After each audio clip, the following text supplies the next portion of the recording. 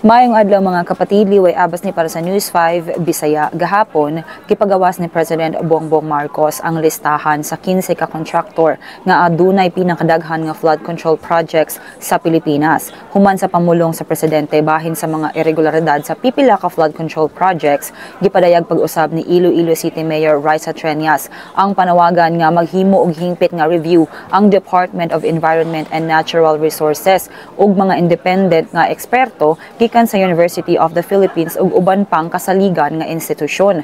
Tuyo sa review ang pagsuta sa epekto sa bilyones nga kantidad sa bike lanes, dalan, esplanade ug flood control projects sa natural nga agos sa tubig ug kung nagsunod ba kini sa gitawag nga Iloilo City Drainage Master Plan sa Department of Public Works and Highways nga hangtod karon wala pa ipakita sa syudad. Andam si Mayor Trias nga makig-cooperate sa investigasyon kabahin sa mga kontraktor sa flood control projects sa nasod. Matod sa alkalde, aduna siya listahan sa mga proyekto sa syudad nga dili epektibo, nagdala og pagbaha o wala gyud mahuman. Suportado usab ni Pasig City Mayor Vico Soto ang panawagan ni Mayor Trias nga panubagon ang mga responsable niini. Busa na sorpresa si Mayor Trias sa reaksyon sa Iloilo City District Engineering Office nga gitawag nga political demolition ang pagpatawag kanila sa City Council nga gipanguluhan ni Vice Mayor Lovelove Baronda. Matod sa Mayor, gibase lang sa pahayag ni President Marcos sa iyang ikaupat nga State of the Nation Address ang investigasyon sa mga flood control projects sa syudad.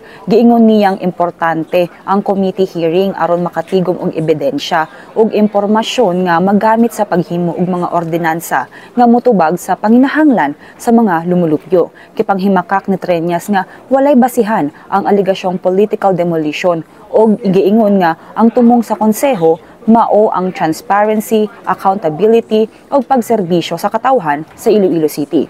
Gisiguro usab sa palasyo nga panubagon ang tanang napamatud-ang nalambigit sa giingong anomalya sa mga flood control project sa nasod. Matod ni Palace Press Officer Yusek Claire Castro, ang Regional Project Monitoring Committee maoy mangulo sa investigasyon ug ang makolekta nilang record ipasa sa Department of Economy, Planning and Development aron i-report kang President Marcos. Kini sa labang ang atong update, magpadayon lang sa pagbantay sa social media pages sa News 5 para sa uban pang mga balita ug update. Amping tang tanan.